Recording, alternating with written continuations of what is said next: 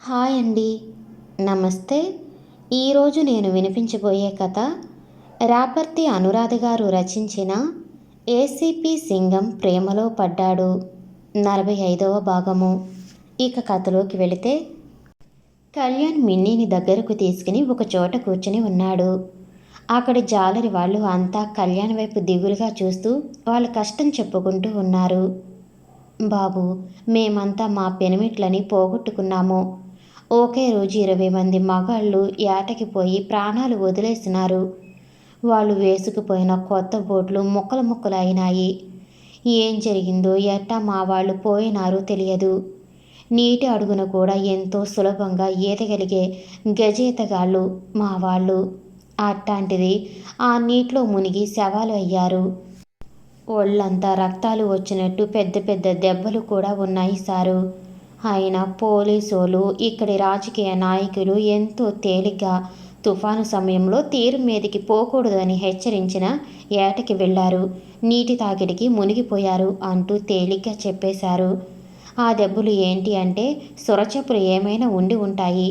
అవే అట్ట చేసి ఉంటాయి అంటున్నారు. మా వాళ్ళు పోయినారు. మేమంతా రోడ్డున పడ్డాము. 3 నెలలుగా మేము నరకం చూస్తున్నాము. మా బిడ్డలు వాళ్ళ నాన్నలు తిరిగి వస్తారు అని ఇక్కడికి వచ్చి ఏడుస్తూ నుంచుంటున్నారు.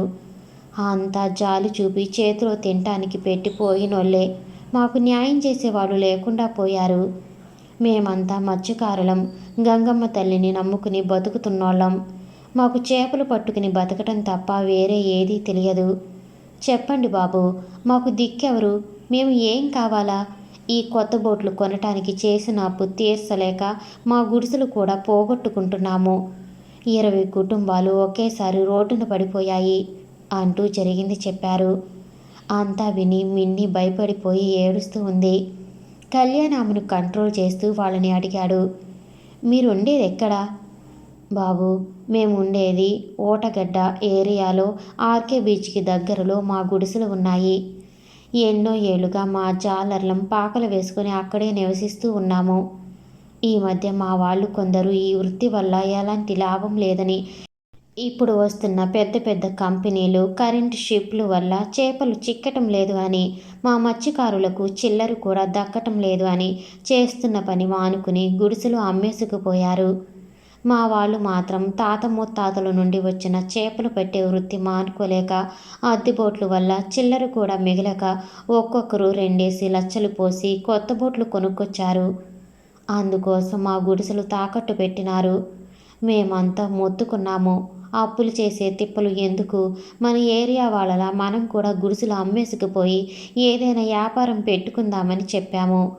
మా వాళ్ళు వినలేదు బాబు. కొత్త బోట్లతో ఏటకి వెళ్ళిన మొదటి రోజే మా మనుషులు మాయమయ్యారు. కొనుక్కొచ్చిన బోట్లు ముక్కలు ముక్కలు అయ్యాయి. అప్పు తీర్చే దారి లేక గుడిసెలు పోయినాయి. మేము అంతా దారి తెన్ను లేకుండా పోయాము. ఈ నెల ఆఖరికి గుడిసెలు ఖాళీ చేయాలని కోర్టు ఆర్డర్ బాబు.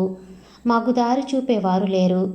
మా మగాళ్ళు ప్రభుత్వ హెచ్చరిక వినిపించుకోకుండా పోయి చనిపోయారు అని వాళ్ళకి పైసా కూడా నష్టపరిహారం ఇవ్వమని చెప్పేశారు.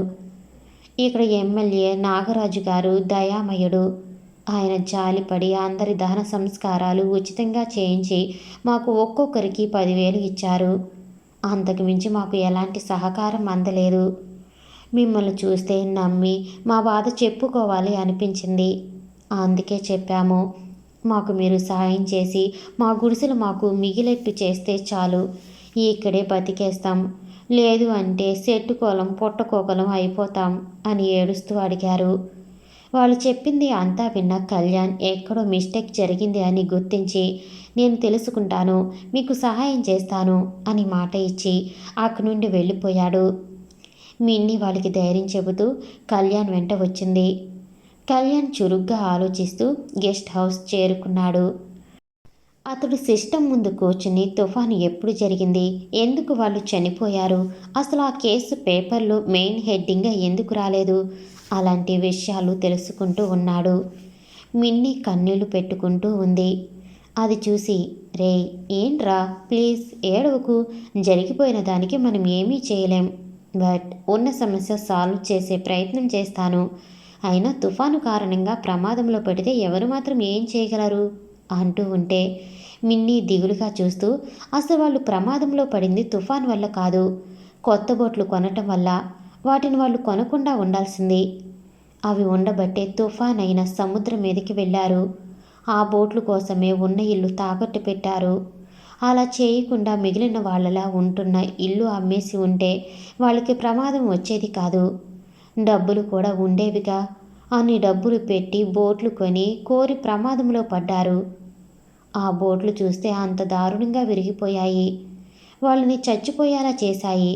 అందుకే వాళ్ళు చనిపోయింది తుఫాన్ వల్ల కాదు అంటూ కళ్యాణ్ ఆలోచించే విషయం చెప్పింది మిన్నీ. అతడికి ఒక విషయం అర్థమైంది. మిన్నీ చెప్పినట్టు ఎంత తుఫానైనా కొత్త బోట్లు ఏదో పరికరాలతో కట్ చేసినట్టు వేరువేరుగా విడిపోయాయి. వెళ్ళిన వాళ్ళలో ఒక్కరు కూడా బ్రతికిలేరు. ఇందులో ఏదో కుట్ర ఉంది. వెంటనే సమీర్ని మీట్ అవ్వాలి అని ఫిక్స్ అయ్యాడు. అతడికి కాల్ చేసి నీతో మాట్లాడాలి వెంటనే అని చెప్పి పిలిచాడు. అతడు వచ్చాడు. కళ్యాణ్ అతడి వైపు చూసి విషయం అడగాలి అనుకుని అంతకంటే ముందుగా ఆ ఊటగడ్డ ఏరియా వాసులు ఉండే చోటికి వెళ్ళాలి అనుకున్నాడు. కానీ మిన్నీని ఒంటరిగా వదిలి వెళ్ళలేక వెనక్కి అడుగు వేశాడు.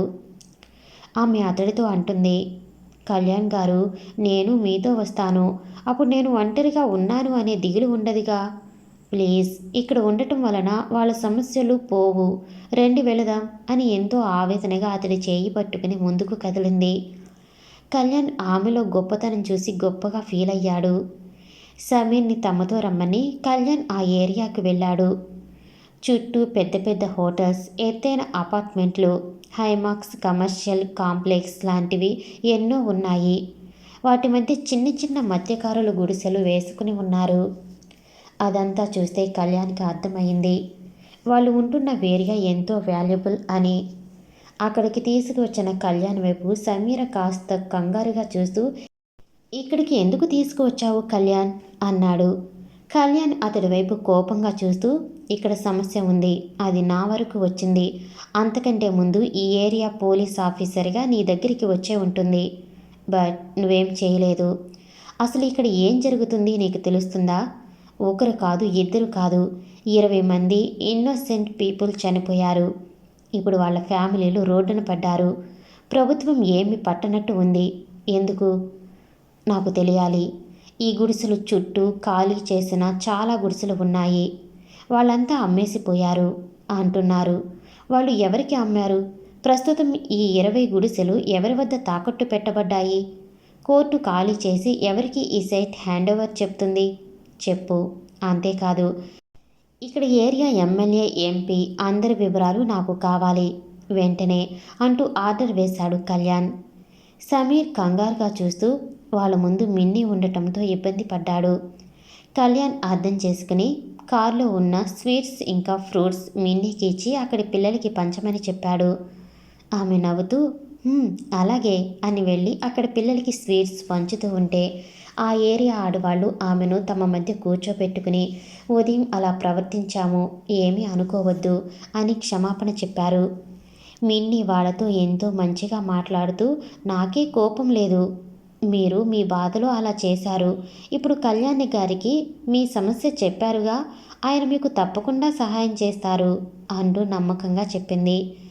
సమీర్ కళ్యాణ్ వైపు కంగారుగా చూస్తూ, అసలు వీళ్ళ కేసు నీ వరకు ఎలా వచ్చింది? ఈ కేసులో నువ్వు ఇన్వాల్వ్ అవ్వకపోవటమే మంచిది. అసలు ఇక్కడికి వస్తున్నామని తెలిస్తే నేను రానిచ్చేవాడినే కాదు.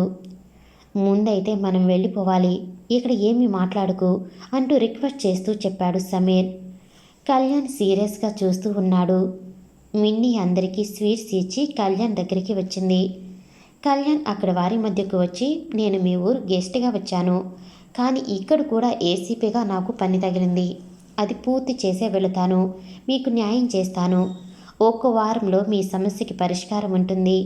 ఈ ఏసీపీ సింగం మాట అంటే మాటే. ఎవరు భయపడినా, ఎవరు భయపెట్టినా చేయాలి అనుకున్నది చేసే వెళతాను అని అందరికీ ధైర్యం చెబుతూ మిన్నీని సమీర్ని తీసుకుని గెస్ట్ హౌస్కి వచ్చేశాడు. మిన్నీ సమీర్కి కళ్యాణి గారికి కాఫీ చేసి ఇచ్చింది. వాళ్ళు తాగుతూ ఉన్నారు. మిన్నీ గదిలోకి వెళ్ళి విశ్రాంతి తీసుకుంటూ ఉంది. కళ్యాణ్ సమీర్ వైపు చూసి, ఇప్పుడు చెప్పు, ఏంటి ప్రాబ్లం అని అడిగాడు. సమీర్ ఇబ్బందిగా చూస్తూ, కళ్యాణ్, నువ్వు నీ వైఫ్తో హ్యాపీగా ఉండేందుకు వచ్చావు. ఇక్కడ సమస్యల్లో నువ్వు ఇన్వాల్వ్ అవ్వటం ఎందుకు? ప్లీజ్, ఆ ఊటగడ్డ ఏరియా విషయం వదిలేయ్. మనం ఏమీ చెయ్యలేం. పై అధికారులు అంతా ఇందులో ఇన్వాల్వ్ అయ్యి ఉన్నారు. అందుకే నేను ఏమీ చేయలేకపోతున్నా. ప్లీజ్ నువ్వు కూడా అని అతడి మాట పూర్తి కాలేదు.